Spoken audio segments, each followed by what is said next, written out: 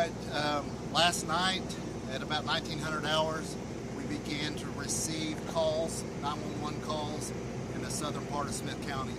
Those included tree lines down, we had power lines down, we had trees into houses. We ran quite a few calls in a short period of time, and with quite a few reports that we at least had significant wind damage and or tornadic rotation. There was also reports of a pre-storm that occurred on the other side of the lake. And so we began to do search and recovery missions, looking for anybody that would be trapped in their houses, mostly hampered by the volume of trees that were down on the roadway. So we lost the sunlight very quickly last night in the dark hours, and really hampered by power lines that were very hazardous to all the crews that were out. We had a lot of bystanders and citizens that were trying to clear roadways. We worked deep into the night, about 3 o'clock in the morning, and came back early this morning to continue the operation to mostly do damage assessment today. That damage assessment has continued through the afternoon, and we've been able to search all of the properties and look through all of the southern part of the county affected by the storm. No loss of life, no significant injuries, and no major home damages. I say that in terms of structures that are totally destroyed or anything like that. We had some outbuildings that were destroyed, but nothing that has displaced people long term from the damages to their homes. So that's the great news. We continue at this moment to be ready to respond. Power companies are working to restore power within the region. We had about 3,500 customers that, for the power company to report, were out of power.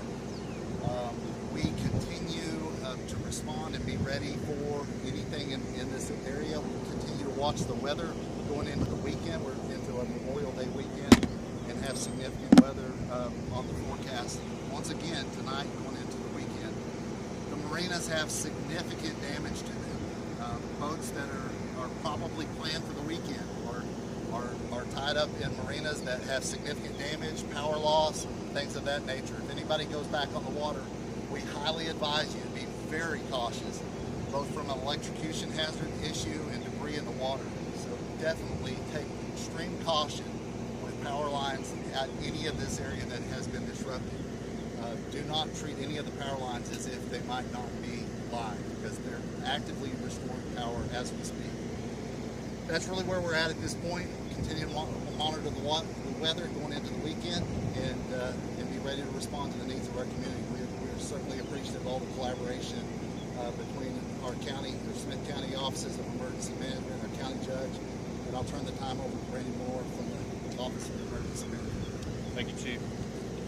Currently members of Emergency Service District 2, Smith County Fire Marshal's Office, Smith County GIS, Smith County CERT, Smith County Co-Ed, and Crisis Response Ministries are activated to serve the affected citizens of Smith County.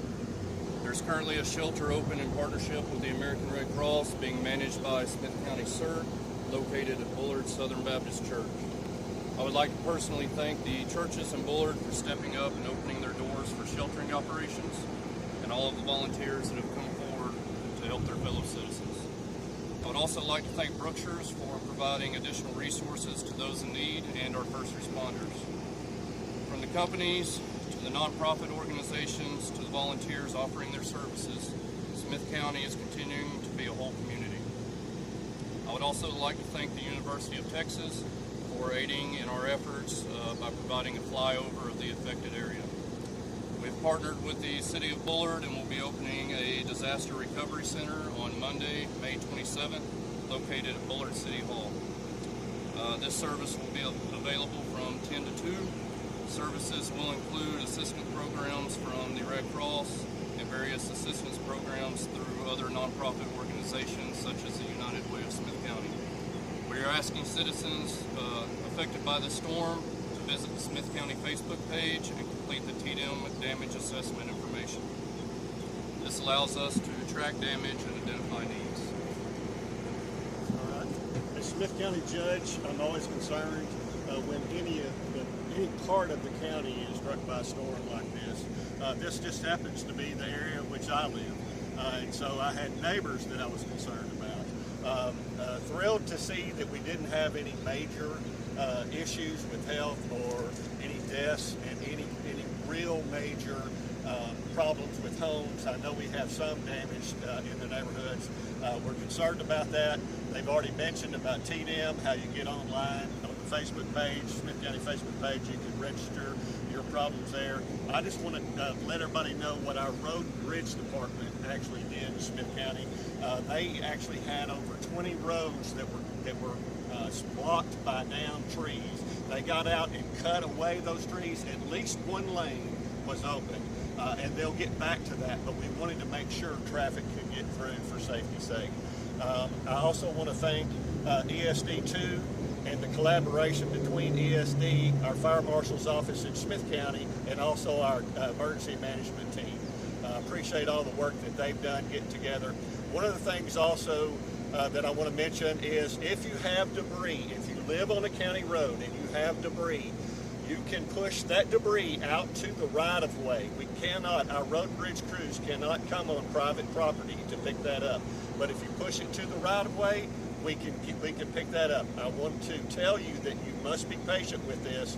We just have so many crews, and it may take us several days to get around. But hang in there, be patient, and we will remove that debris for you. And thank you very much. Let's take questions. Sure. Do you have an estimate of how many people are displaced at this moment? I think because of power outages, it's hard to understand at the moment whether they're temporarily displaced because of lack of power or they're displaced because maybe the service loop to their house is damaged and or the roof's damaged. It will require some repair for them to move back in or come back into the house. So we had, like I said, we had about 3,500 that were reported by Encore as loss of power. And that's another thing I'd love to throw in there too. Thank you to the Encore crews. They got out here and got power going in a lot of the areas quickly, and they continue to work. On my way over to this press conference today, I saw crews out. They're hustling, and we certainly appreciate them. We're preparing for another round of storms tonight, possibly. How are crews preparing for that?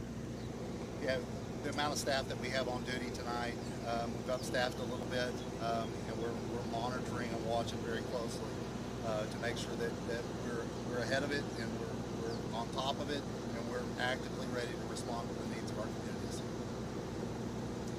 Y'all mentioned that, nobody injured, nobody killed, obviously a great thing. Great. Can you kind of describe again to us just, maybe the areas that were hit the hardest and, what exactly they look like when y'all were going through there? So just a lot of trees down on the roadway. We talked about that. A lot of trees down onto like large trees that were uprooted, which is evident of the force of the winds. It really doesn't matter whether it's straight line or rotational winds. Uprooting large trees. We've had a very wet month ahead of that, and these trees uprooted in totality to come right onto people's homes in terms of breaking away the service loop of their power. Several of those, a lot of outbuildings that were destroyed, but fortunately, like I said, the minimal impacts to the total number of houses that will be able to soon be back in their homes. And that's the great news. Do you have a guess of how many people are staying at the churches right now? Currently, there's less than 5.